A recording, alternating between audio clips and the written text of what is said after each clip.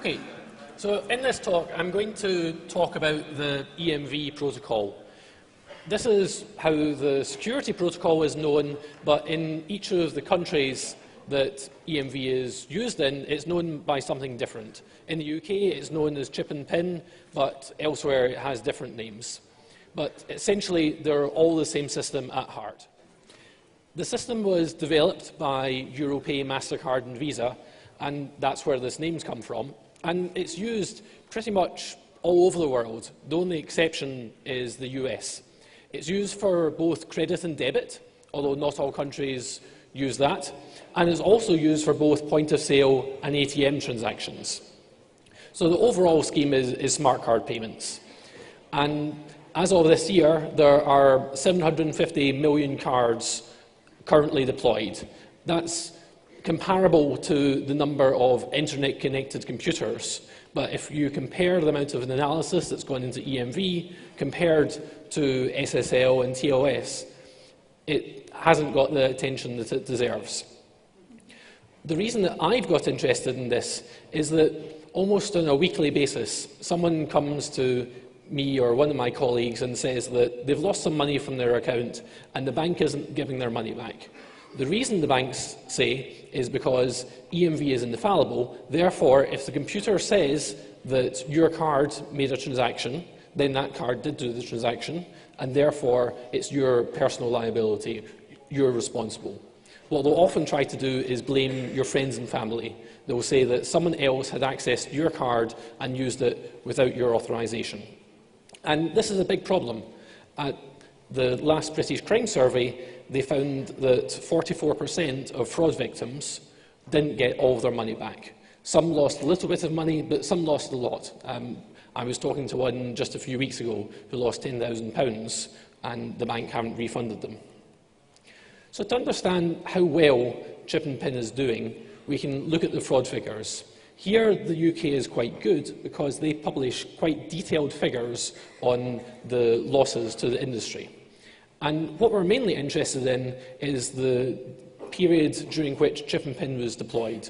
So it started in about 2002, but cards are expensive, and the bank didn't want to replace everyone's cards all at the same time, so they rolled out gradually, and the rollout was complete by 2005. I'm going to look at three different types of fraud. The first is counterfeit. This is someone making a copy of your card and then using it for fraudulent purposes. Then there's lost and stolen, where someone steals the card from you. Either they mug you, or they find your bag, or break into your car, get your card somehow, and then use it for purchases. And then finally, there's mail non-receipt.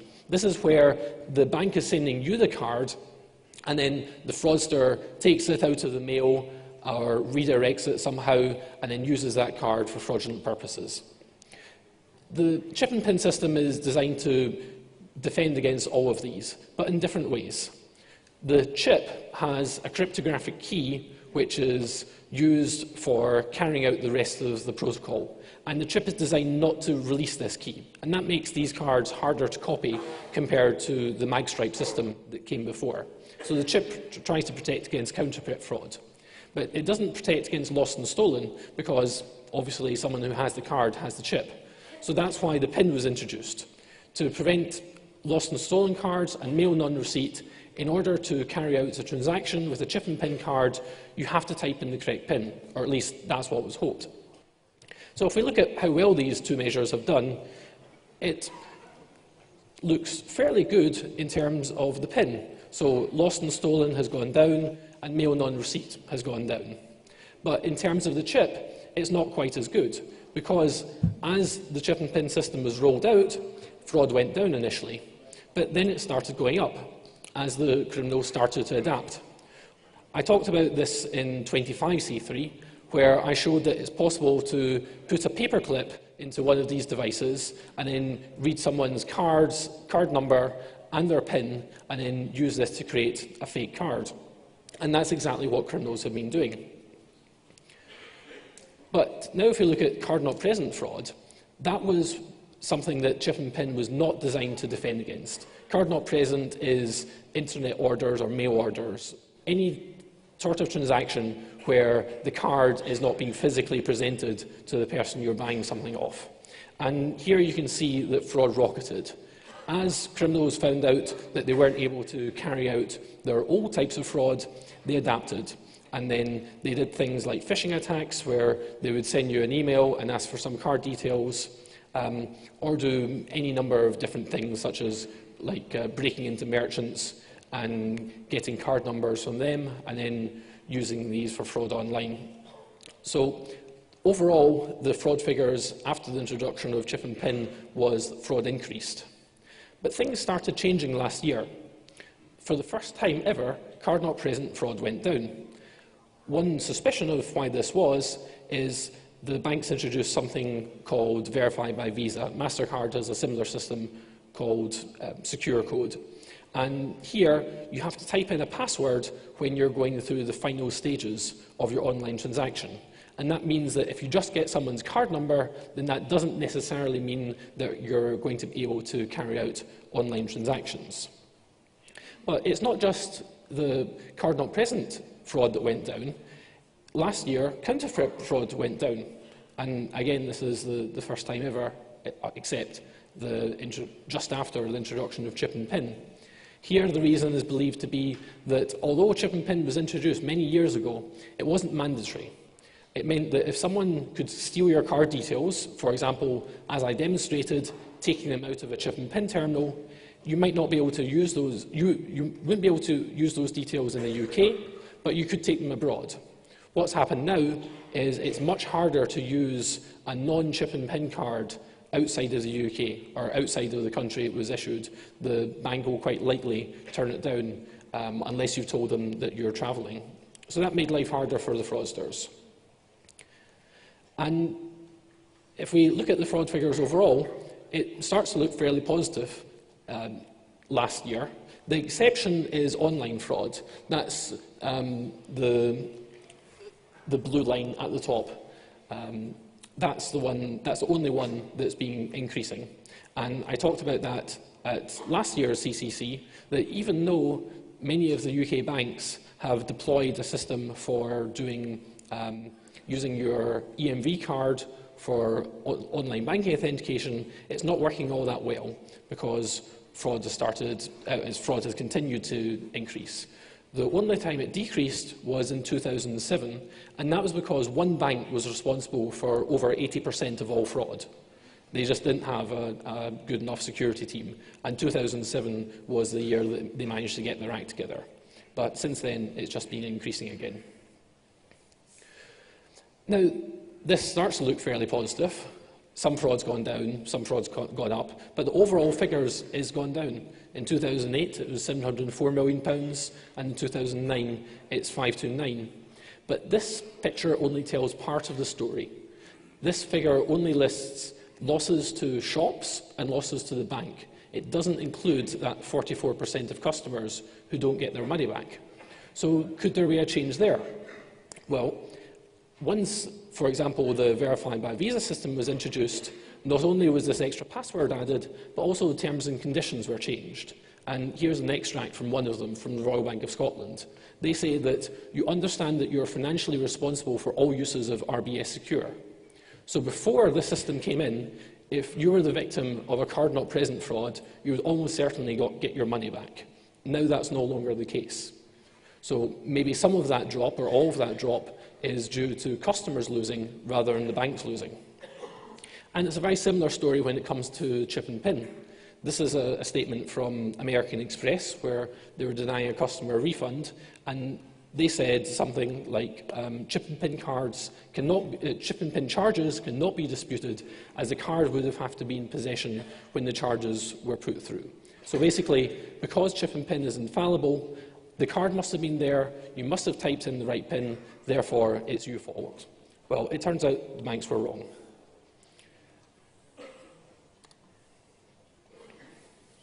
We will stay with the question of money because most of us don't think twice about paying for something in a high street shop by keying in our PIN.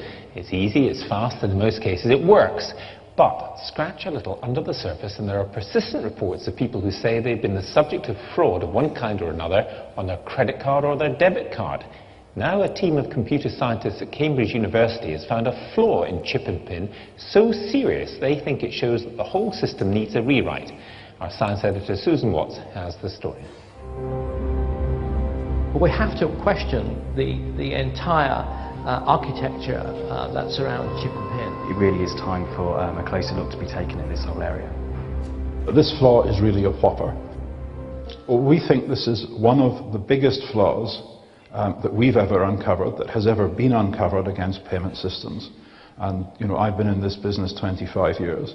This is a flaw on a system that's used by hundreds of millions of people, by tens of thousands of banks, by millions of merchants. So how does the attack work? Essentially what it does is exploit a flaw in the chip and pin system that allows the terminal to think that a correct pin was entered and the card to think that a signature authorized the transaction. So at the end, the receipt says verified by PIN. The bank is going to think that the PIN was entered correctly, but the criminal actually did not know the PIN. Cambridge University gave us permission to see if the attack works in real life. The team set up in one of the university's cafeterias. We obviously don't want to give out too much detail, but in simple terms, SAR is hooking up the stolen card to a chip. This is controlled from a laptop and runs software written by the team. All of this is hooked up to a fake card which slots into the actual shop terminal. The kit wouldn't have to be this big. The team's already working on miniaturizing it into a unit the size of a remote control. SAR has a trick up his sleeve. His dummy card has a concealed cable running up his arm to the kit in his backpack.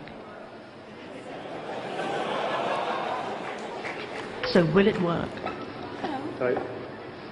He doesn't need to know the actual PIN from the stolen card. Any combination should do. The stolen card is getting a message that the purchase has been authorized by signature. This mismatch should allow the transaction to go ahead. And yes, it does. The printout states it's been verified by PIN.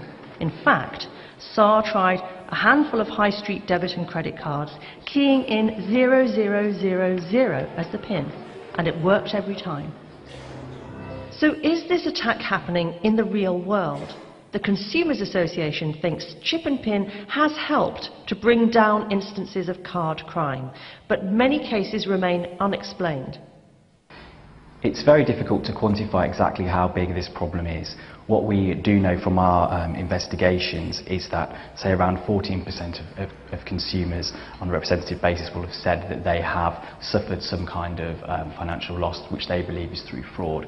The percentage of that which is actually from this type of potential problem with chip and PIN is something that's a lot less clear. What we do know is that we do have cases that are brought forward from individuals which seem quite persuasive. We understand that behind the scenes, some of the banks are already working on fixing this flaw, but they obviously haven't all fixed it yet, because the banks didn't alert any of us to the purchases we made using the Cambridge attack, our cards, and a PIN of 0000.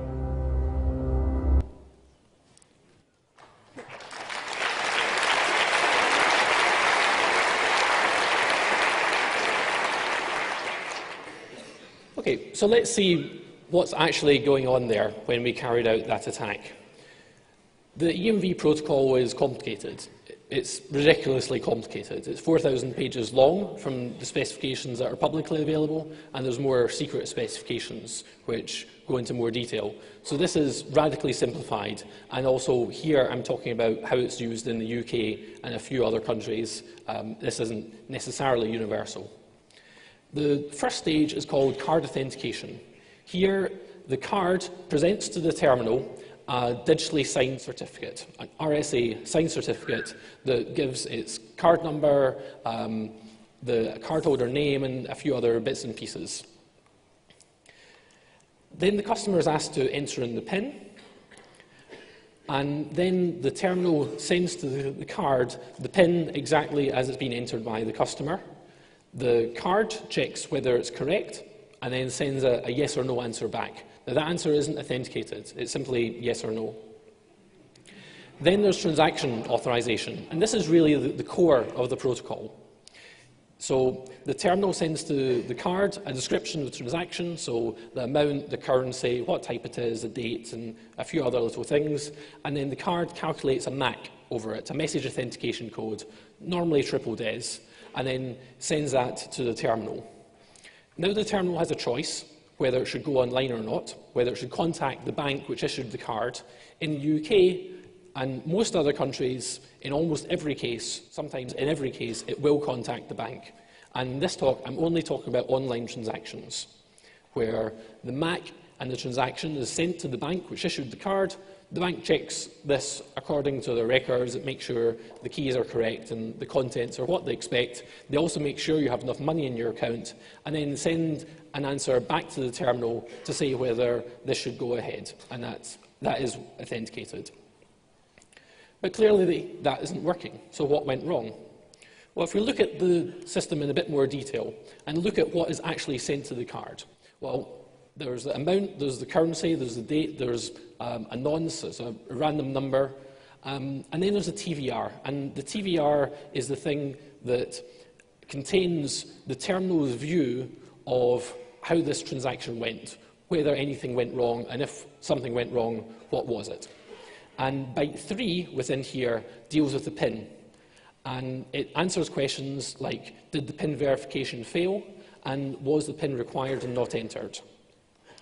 Now, if we look at the bit of the spec which actually talks about it, although this is really the core of the protocol, it's only in the Annex C5 in a little table at the back. And there's not very much detail. This is all there is that's available.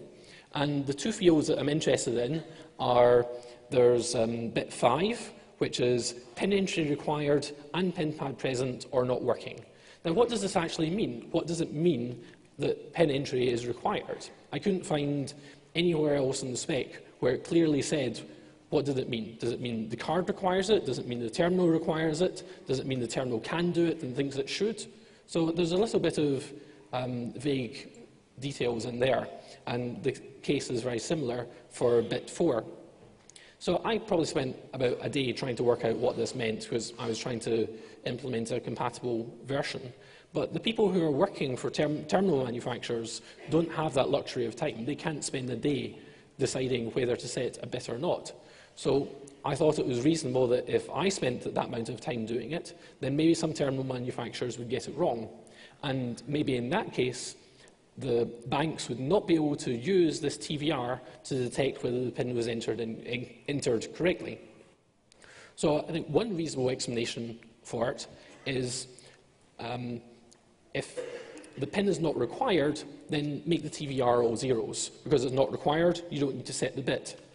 But on the other hand, if the PIN is entered correctly, then the TVR is still 0, because it was required, but it was set correctly. So these two cases where 1, the PIN is not required, and 2, the PIN is correct, look the same from the bank's perspective.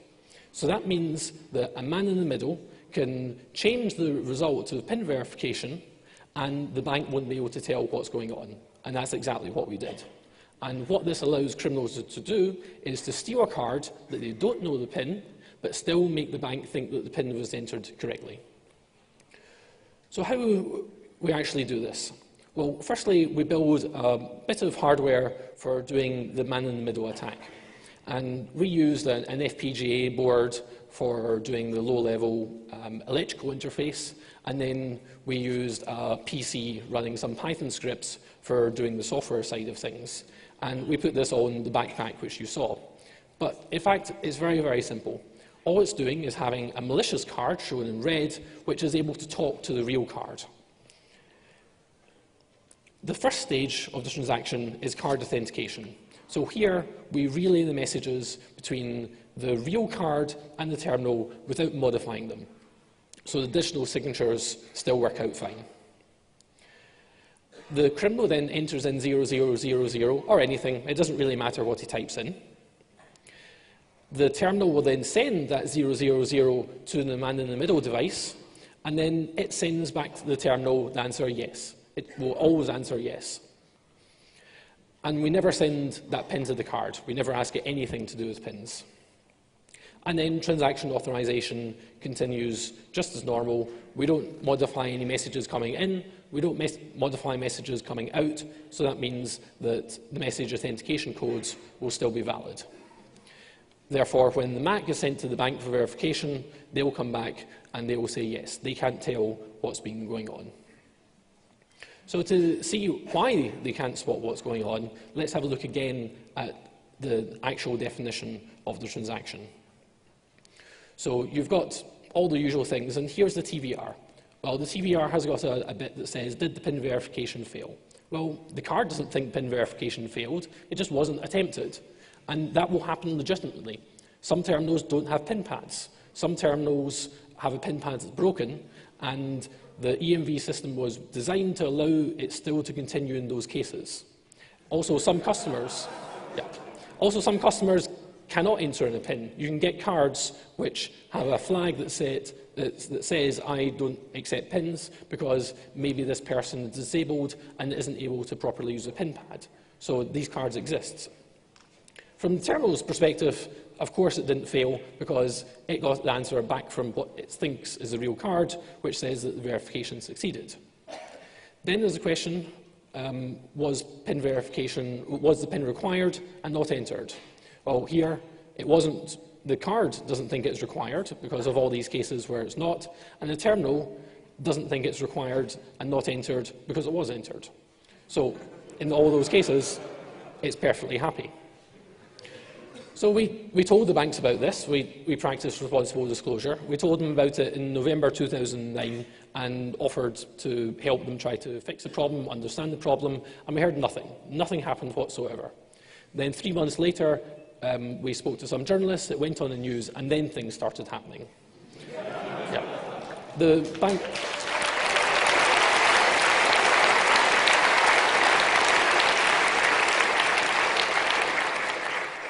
bank still didn't talk to us, but they did release a press release. This is from the UK Cars Association, who act as spokesman for the banking industry in the UK. So the first thing they said is that when a card company receives a claim about a fraudulent transaction, they will always rely on the primary evidence to review the facts, and they would never use a paper receipt for evidence. Because remember, in this case, the paper receipt will say the PIN was verified correctly, and supposedly the banks will not rely on that. But it turns out that claim is just simply wrong. Here's a letter, again from American Express, where you can see that there's a disputed transaction here for a few £1,000s, and it says that we were provided a copy of the till receipts confirming these charges were verified by PIN. And in this particular case, the only evidence that Amex have that this was a PIN-verified transaction is these receipts. But these receipts aren't worth the paper they're written on because of this flaw in the protocol. The Cards Association also said that the industry is confident that forensic signature of such an attack is easily detectable within the data available at the time of the transaction. So, is this always the case?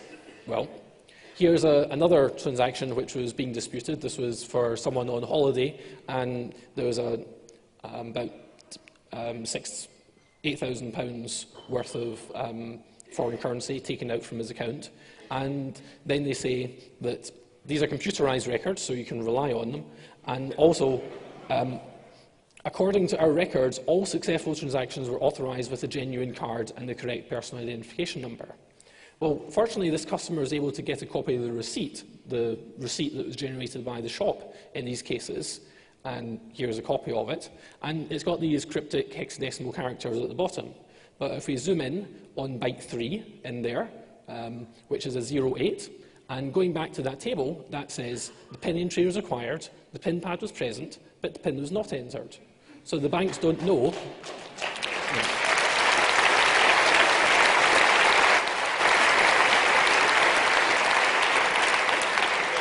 So either the banks aren't keeping proper records, or they don't know how to interpret their records to know when the PIN was entered in correctly or not. And finally, they said that neither the banking industry nor the police have any evidence of criminals having the capability to deploy such sophisticated attacks. Our research suggests that criminal interest in chip-based attacks is minimal at the time, as they are unable to find ways to make sufficient amounts of money from any of the plausible attack scenarios. Yeah. So this is essentially, criminals are stupid.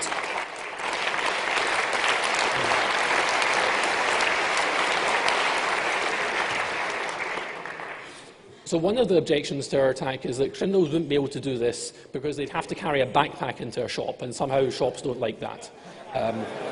So they said that in order for criminals to do that, they would need to shrink it. And this is far too sophisticated for them because criminals can't make miniature electronics, but then there's skimmers and all those things that have mobile phones and all sorts of very clever things that they're perfectly capable of doing. So one of our master's students, Omar Chowdhury, looked at how difficult it was to build one of these things. And that's what he came up with. So this is about the same size as a pack of cards, and it's got a battery, it's got a screen and a card reader and a fake card coming off the other side. The main reason he built this was not to develop a device that was designed for use in fraud, but to help prevent it.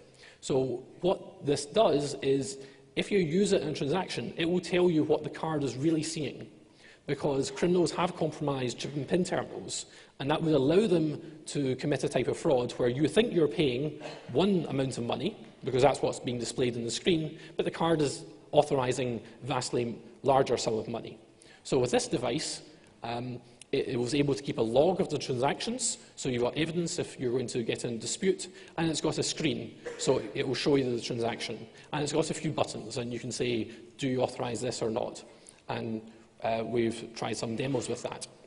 But in addition, because it sits between a card and a terminal, it's able to write a little bit of extra software for carrying out this attack. It's based around an AVR8 microcontroller, so it's quite easy to work with. And I can show you a video of this where it was demonstrated on French TV. Bancaire dont il ne connaît pas les codes.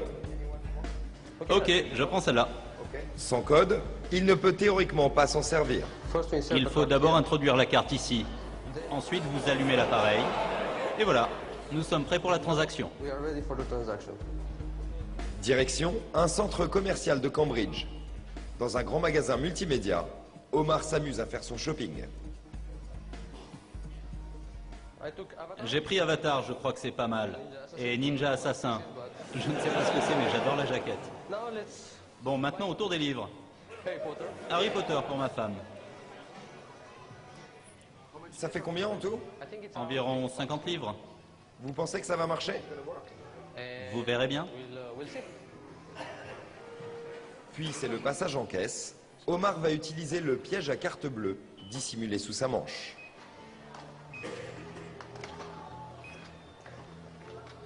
« 57 livres 98, s'il vous plaît. » Le chercheur paye. Le caissier ne remarque rien d'anormal. Je rentre n'importe quel code. 4 fois 0, ce n'est pas le bon code. Et pourtant... C'est bon? Oui, c'est bon. C'est bon. Yeah.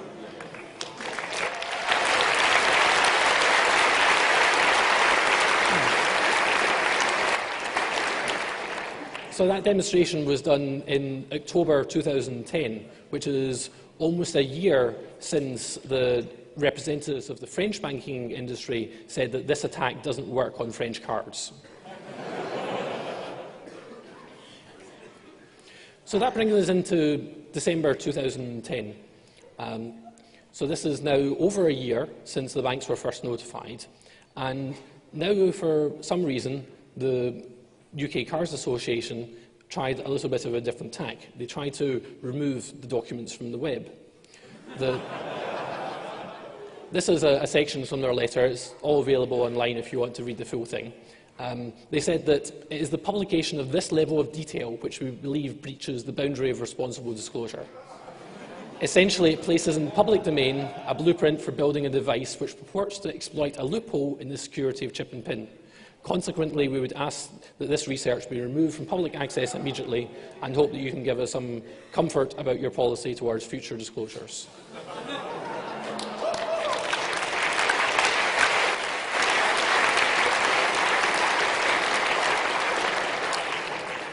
So it's hard to know where to start when in explaining how wrong this is.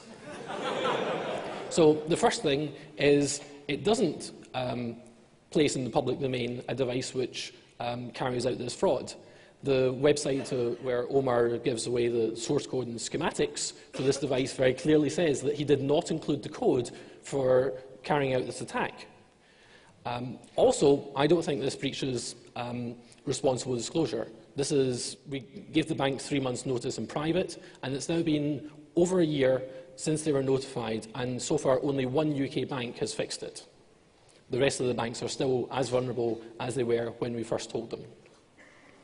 So it didn't get very much traction within university, and Ross Anderson wrote a letter back. It's well worth reading the full one. It's quite fun, but here's one of the sections. Second, you seem to think that we might censor a student's thesis which is lawful and already in the public domain simply because a powerful interest finds it inconvenient.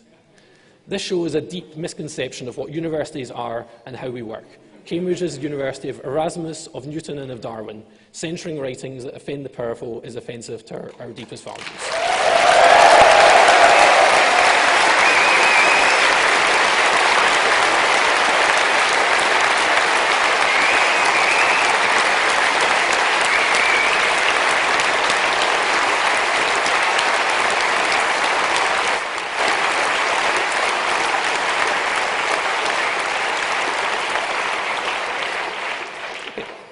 And what happens when you have some censorship? You have media coverage. So we managed to get on Reddit, Slashdot, Independent, Heise, Mail Online, and when I looked this morning, there were 103 news articles about this story. And if we want to see the effect this has on suppressing information, here's the downloads of it.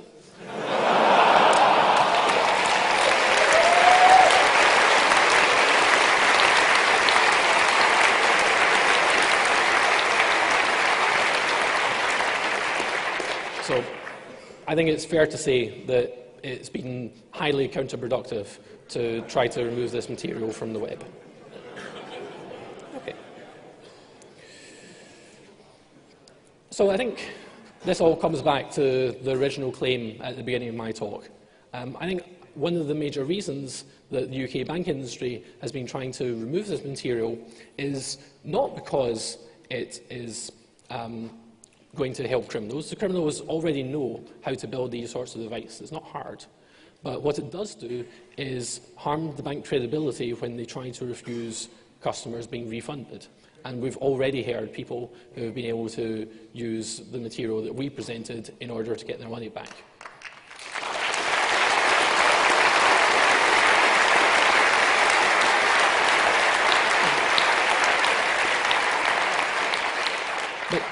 But there's still a lot more to do.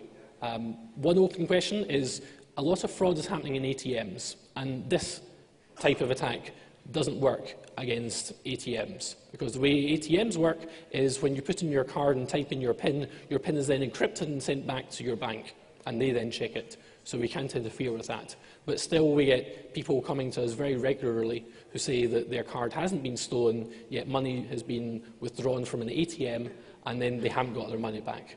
We know how some of these are explained. There was one from a customer of Santander Bank. It was Abby at the time, Emma Wolf, and she had money taken from her account from an ATM.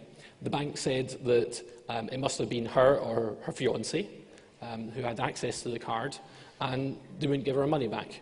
But then, after quite a long battle, the police arrested one of the bank employees, and it turned out that bank employee was able to issue a second card under that person's name and then make the fraudulent withdrawals. So maybe that's happening, and maybe the banks are denying it, but we're not really sure. And then there's a lot more in the EMV specification. There's 4,000 pages of it. I'm sure there are some other bugs in there. One thing that we haven't looked at, which is quite closely linked to Ralph's talk on attacking baseband, is how well do terminals work when faced with some corrupted data. The it has all the same bad properties. The EMV protocol has all the same bad properties as GSM. A lot of the data is in ASN1 format, which is very hard to write a decoder for. I've got an implementation of it, and then the first few versions of it, it would regularly say that it's expecting 10 billion bytes. And the reason is that there are two ways of encoding lengths in the EMV protocol. The first one is a single byte, and where the most significant bit is 0, and that will get you up to 127 bytes. But for anything longer, you need to have the most significant bit set, and now the rest of that byte is not the length of the data, but the length of the length. And then you have more bytes that come along later on, which say how big that length really is. But that means that it's very easy to trigger a terminal code to do a memcopy or some operation in a vast number of bytes. And that might be one way of trying to attack the terminals or ATMs. It's harder to attack the cards, because the cards do very little processing. But even those still do have bugs. For example, it's been well known in Germany that at the beginning of last year, some sort of bug in the card, I don't know the detail, stopped it working. There's some suspicion it's to do with a year being incorrectly interpreted as hexadecimal. So I think there's a lot more scope for doing these sorts of investigation, and that's where the device that Omar's built could be very useful. The software is freely available, it's quite easy to manufacture the hardware, and it's something for you to experiment with. Okay, so I think I'll take some questions now and let the people who are standing sit down.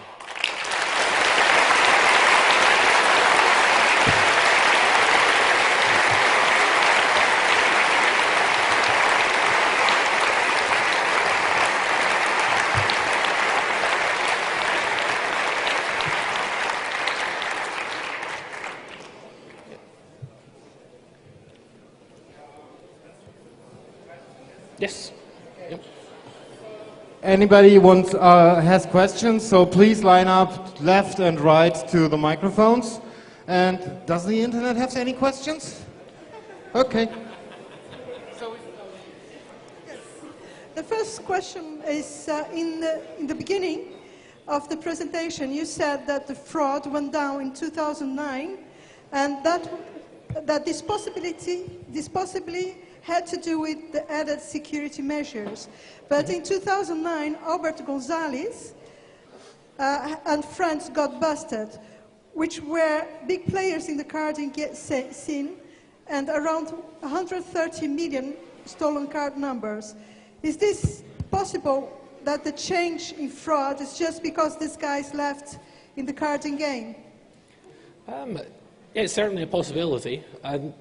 The numbers he was dealing with were quite large, but in terms of the overall levels of fraud, I'm not sure if that's enough to explain that very large drop.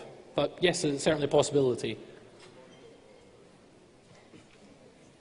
Yeah, you've been talking about the EMV protocol all the time, but at least in Germany there are those wireless pin pads or terminals. Yes. Have you ever looked at that?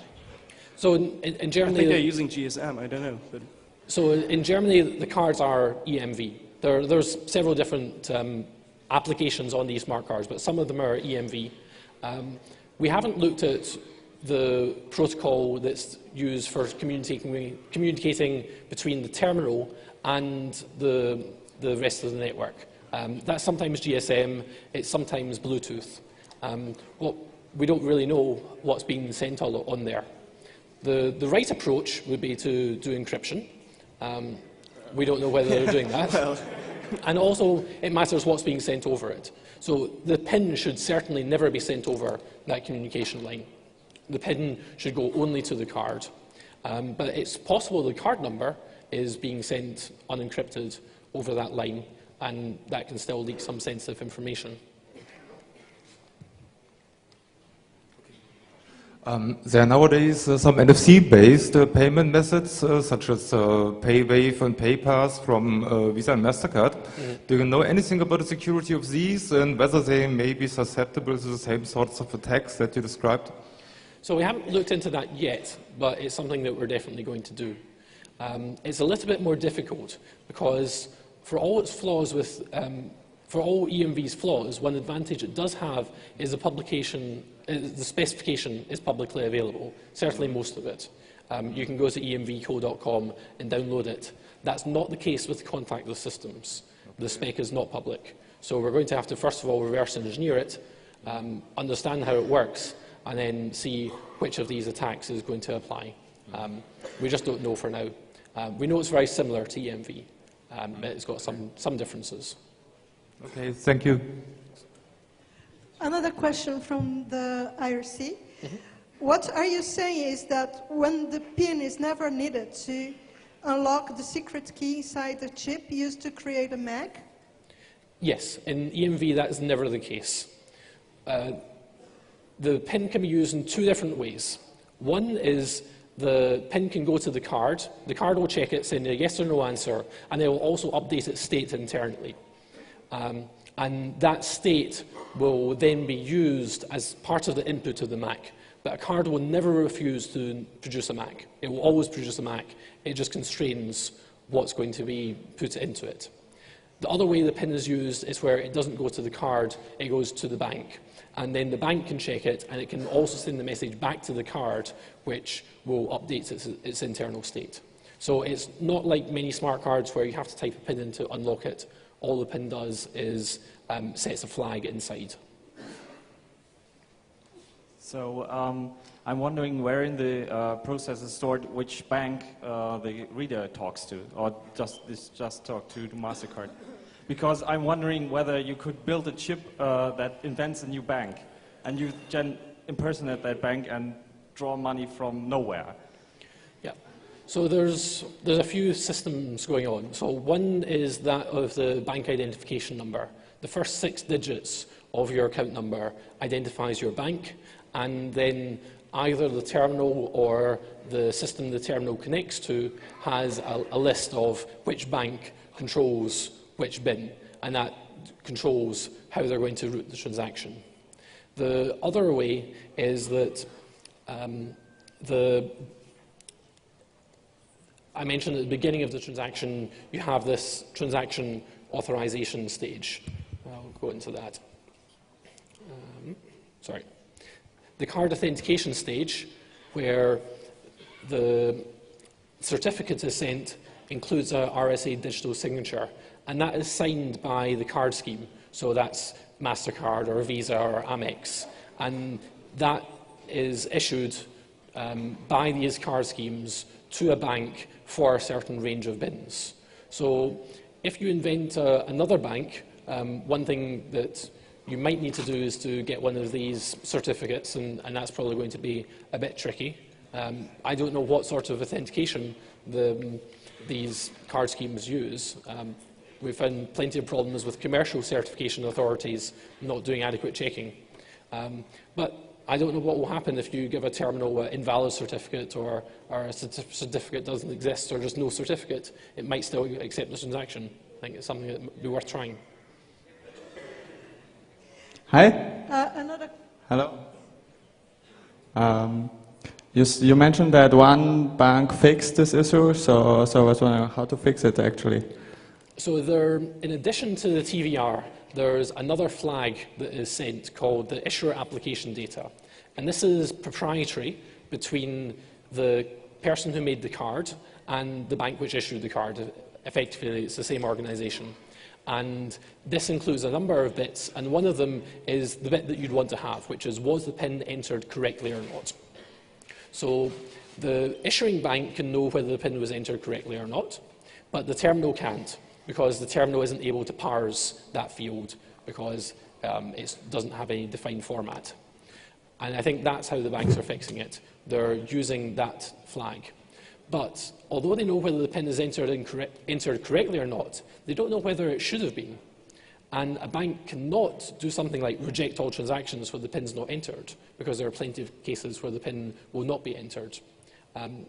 There is yet another flag, the terminal status indicator, which says whether the terminal should be able to produce a PIN, but a lot of terminals set this incorrectly.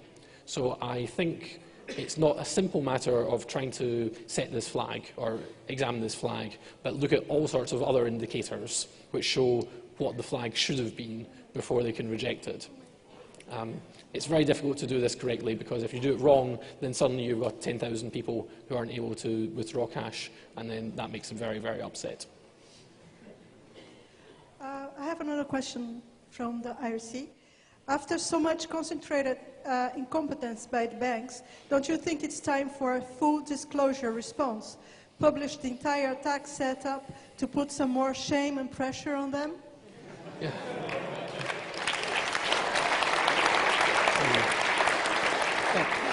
It's difficult to know what to do in this situation. This is not the first time we've found a vulnerability in chip and PIN, and what we've always done is give them a few months' notice to see what would happen. I don't think in any of those cases they fixed it within that time period, and often they hadn't fixed it at all, like most of the banks here. I don't know what is the best thing to do. It seems that the regulators in the UK are not very interested in pushing the banks to do anything here. But in terms of publication, we haven't published the attack code, but when I went to implement this, this was like 3 extra lines. So once you know what you're doing, it's not very difficult. Literally, you just need to see whether the command coming in is a request to verify the PIN, which I think is 0020. And if it's 0020, then you return 9,000, because 9,000 is a success code. So I don't think there's any obstacle for criminals from doing this, whether we told them or not. Okay, just one little additional question. Does that mean that we basically have to trust the bank to figure out if this transaction was real, or is there anything we can do ourselves? There's a fairly limited amount of things that the customer can do. Almost everything relies on the bank logs. And often these are not kept, or they're not interpreted correctly. So I was an expert witness in one court case where the bank lost almost all of the logs for that, and they just had 1 byte left which said what was going on, but they wouldn't be able to give us an instruction manual which explained what that byte really meant. So they just effectively said that if it says 2B, it means the client's guilty. And he lost that court case.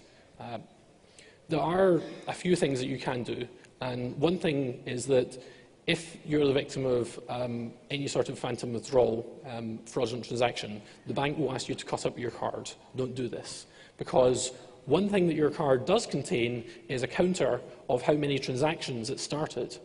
And if, say, for example, you've used your card 10 times, and then the bank shows 20 transactions, 10 of which are fraudulent, then you now have quite good proof that it wasn't your card in use. It doesn't work all the time, because your card will increase this transaction each time you plug it into any sort of system which reads it. So it's not foolproof, but it's better than nothing.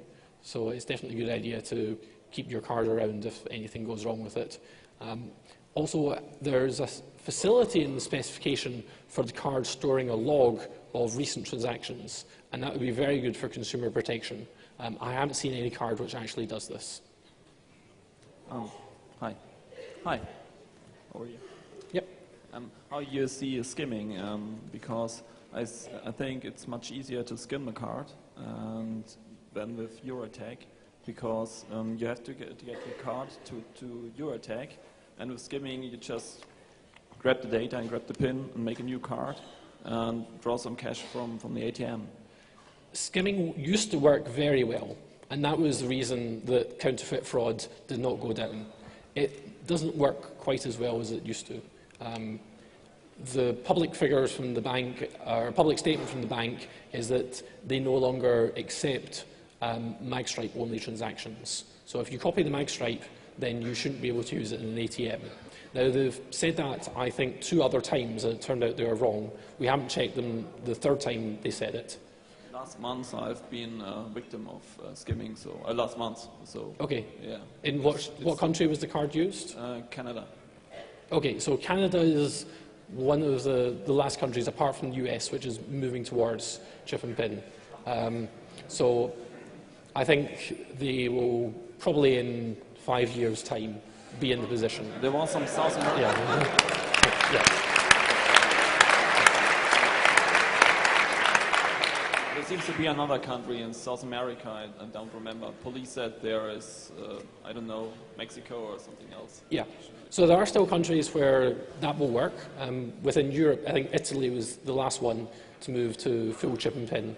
And what that's now causing the banks to do is to view magstripe transaction as being a lot more suspicious than it used to. So it tunes their fraud detection algorithm a little bit so that they will be more likely to reject a transaction if it's magstripe only. I'm not too worried about that because that's a decision the bank has to make on the basis of risk versus a reward, provided they are going to pay back to the customer when they're the victim of fraud in that case. The situation I'm worried about is where the bank computer systems don't adequately distinguish between magstripe transactions and chip transactions, in which case the customer might lose out. So I think it would be quite interesting to see whether banks are going to, whether the first line support of banks are able to answer that question correctly. This is a very difficult thing to do legally because the appropriate experiment would be we would do a bunch of magstripe transactions as if it was skimming and then call up the bank and say it wasn't me and then see how many of those we get their money back. That might be considered fraud, so it's not something that we've done. Another IRC question. Are you aware of anybody developing a wireless device for the technique? I'm not aware of anyone doing that, but I don't think it's very difficult. The communication line is half duplex, it's 10 kilobits a second, so I think it's well within the capabilities of anyone competent who's doing radio. You'd hardly need any components in the fake card because it's going to be such short range and the card already has a 5-volt power supply. So I don't think it would be hard. We haven't done it. We're probably not going to do it, but I don't think it would be difficult. Will you tell us which UK bank has fixed the problem? Barclays.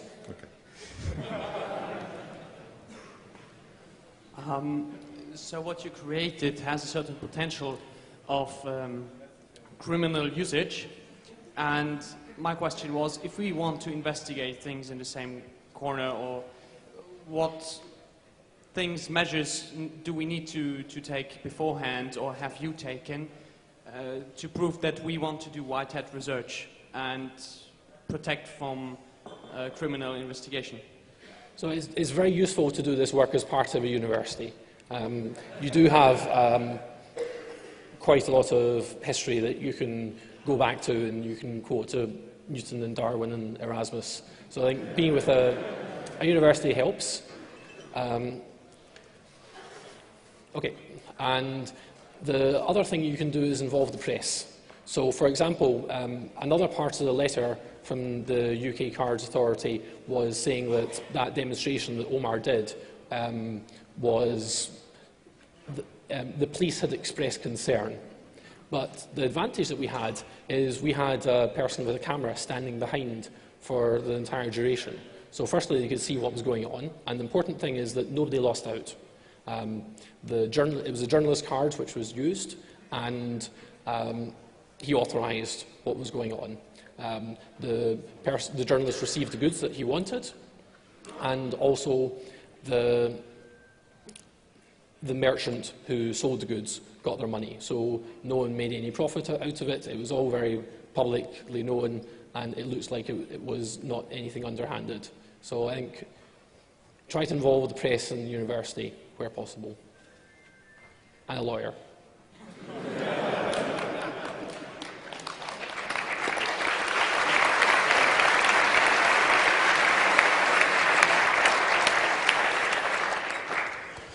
Hello, I have a question. Have you come up with anything in your research that would enable the creation of a card that verifies all transactions without any man-in-the-middle attack or any active involvement? What do you mean verifying all transactions? Like an always-on state, just send yes, the PIN was correct, the PIN was required, send that information to the terminal and the transaction positively. So is that a cloned card? Or is this a completely cloned card? For instance, yes. So we haven't tried what would happen if the card sends the wrong MAC back. That's, in principle, the bank could deny the transaction. We're not sure whether they actually are going to do so. And the card can also send a whole bunch of other flags. So it can say that I don't need a certificate. We don't know what will happen in those cases. It can also say that I can never go online, and will the merchant terminal reject the transaction or just allow it? I think this all comes from EMV being so complicated. There are many, many options which are not being used, doesn't really make sense to use, and it's hard to know how the terminals in the bank systems actually deal with them. IRC is asking, what reasons are there to keep the specification secret other than their proprietary content? I haven't seen any rationale given for why this change has come into place, because they're not secret in a good way. They're secret in that researchers are not able to get access to them. But pretty much everyone who works for a company which is willing to sign a bit of paper is able to get access to them. So it could be that the banks would claim, or the specification owners would claim, that this is to stop criminals getting their hands on it. But I don't think that is actually very effective. Criminals would just have to lie on a bit of paper and then they'd get a copy of the specifications. I don't think there's very much commercially sensitive information in these things. The protocol is very, very similar to EMV, which is already public. There's just a few extra command parameters in here. So I think it's probably more institutional culture that secrecy is good, rather than any well-thought-out threat risk analysis decision.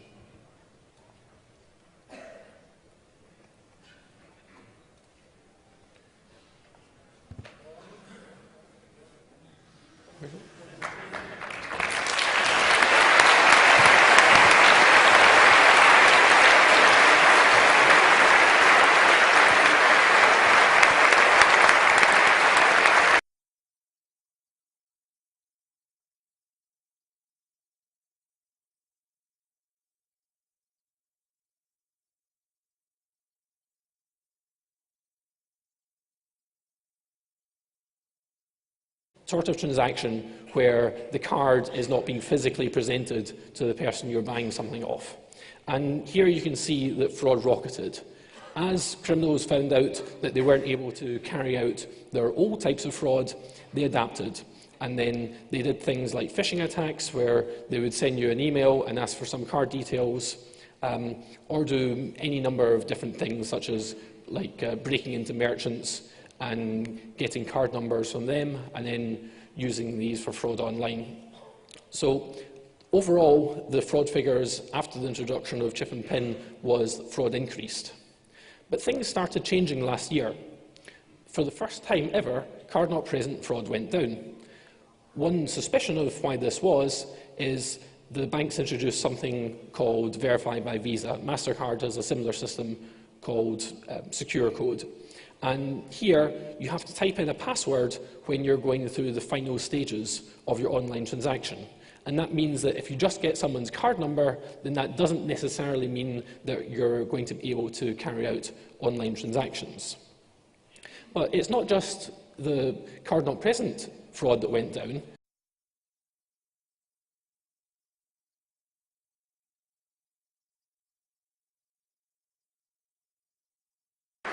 Okay. So in this talk, I'm going to talk about the EMV protocol. This is how the security protocol is known, but in each of the countries that EMV is used in, it's known by something different. In the UK, it's known as chip and PIN, but elsewhere it has different names.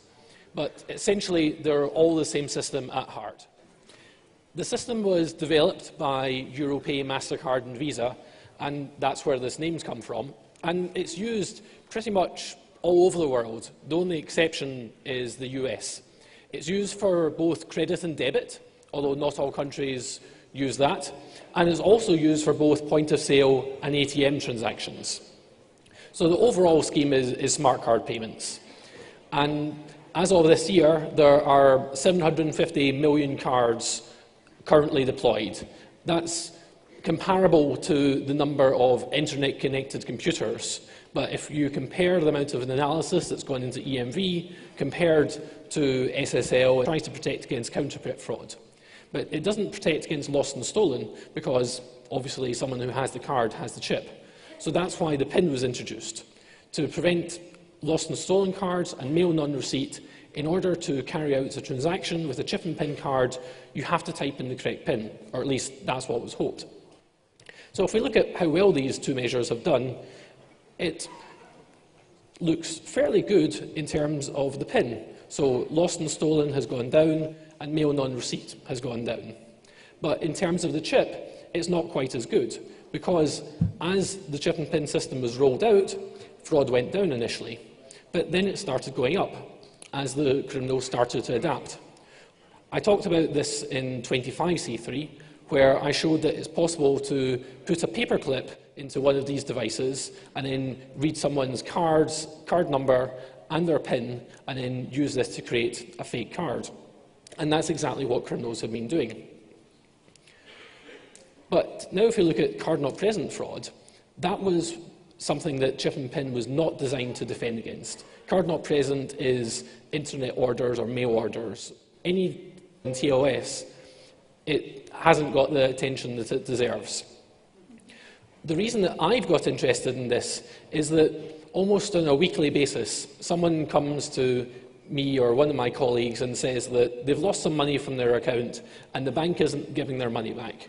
The reason the banks say is because EMV is infallible. Therefore, if the computer says that your card made a transaction, then that card did do the transaction, and therefore it's your personal liability. You're responsible.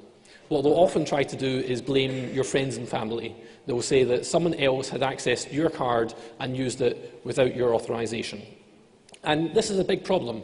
At the last British Crime Survey, they found that 44% of fraud victims didn't get all of their money back. Some lost a little bit of money, but some lost a lot.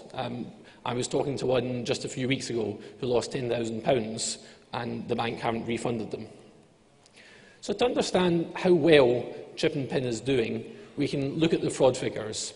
Here, the UK is quite good because they publish quite detailed figures on the losses to the industry. And what we're mainly interested in is the period during which chip and PIN was deployed.